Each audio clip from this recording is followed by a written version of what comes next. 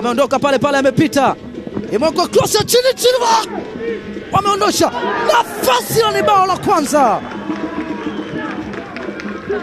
God is good and God is great, akituma ujumbe kwa wale ambao wanamtazama na akiwatumia ujumbe huu JKT Tanzania. Machungu anayoyasikia mlinda mlango, lakini ni goma linalochezwa na Simba Sports Club.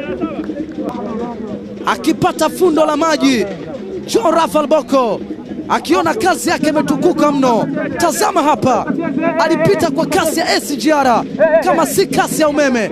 Mpira wa ndani ukakataliwa wa kwanza, lakini Athumani Salumu, ama kweli aliyepanga kukuua atakuua tu. Hata kama ukimkwepa mshale wake, anaweza akakupiga risasi ya kichwa. Ndicho ambacho alikifanya licha ya jitihada kubwa ya mlinda mlango, lakini mpira wa pili ulikuwa ni mkali. Ni mpira ambao umekwenda, umegonga kusu, umekwenda kambani. Tazama hapa, ilimiminwa cross ya ndani, wakati unarudi ukamgonga mkononi.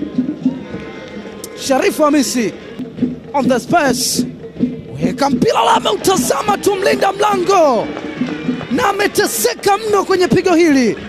Ama kweli aliyeishi kwa upanga atakufa kwa upanga, na hata kama ukiua kwa upanga nawe utachinjwa kwa upanga.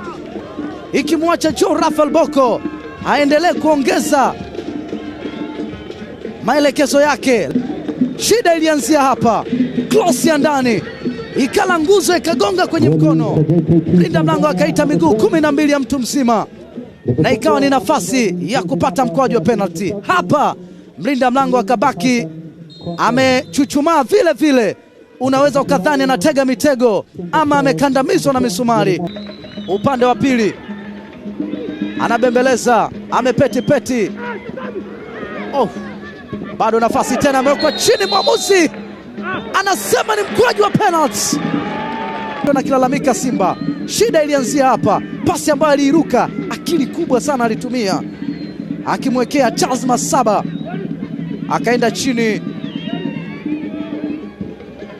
1 against 1, yeye na mlinda mlango Saidi Mkondo.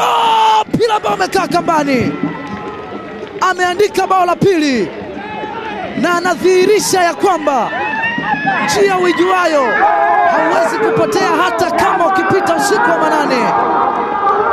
Vile ambavyo alimtesa kwa mara ya kwanza, ndivyo ambavyo amemtesa kwa mara ya pili. Ni furaha kwa mashabiki wa JKT Tanzania, wamekandamiza msumari wa moto kwenye kidonda kibichi kuwa mzito. Tazama hii, shida ilianzia hapo, alikwenda akamkomba Jabiri Abdallah, ilikuwa ni ndani ya kisanduku. Mwamuzi akasema ni mkwaju wa penalty, hakuna namna. Na hapa ndipo ambapo ilipoanzia. Mlinda mlango kwa mara nyingine akabaki anageuka tu, akabaki kuwa mtazamaji kama ambavyo mimi natazama, na yeye amebaki kuwa na utazama tu mpira ukikaa katika kamba. Na ni furaha iliyoje kwa JKT Tanzania. Saidi Hassan Mkondo akiusukuma mpira katika net.